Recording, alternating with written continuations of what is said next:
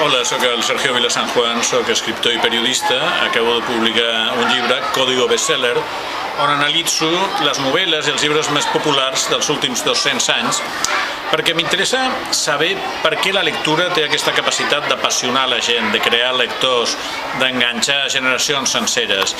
Jo crec que llegir novel·les populars, llegir bestsellers, és una bona entrada al món de la literatura que pot permetre als lectors que després arribin a llibres intel·lectualment més sofisticats, als clàssics, a autors del nostre temps com siguin des del Proust o el Thomas Mann, que són llibres més potents i que també donen un altre tipus d'informació. I així és molt important perquè, com diu el filòsof José Antonio Marina, gran amic meu, llegir ens fa més intel·ligents. Si llegim més, serem més intel·ligents. El nostre cervell funciona amb estructures lingüístiques.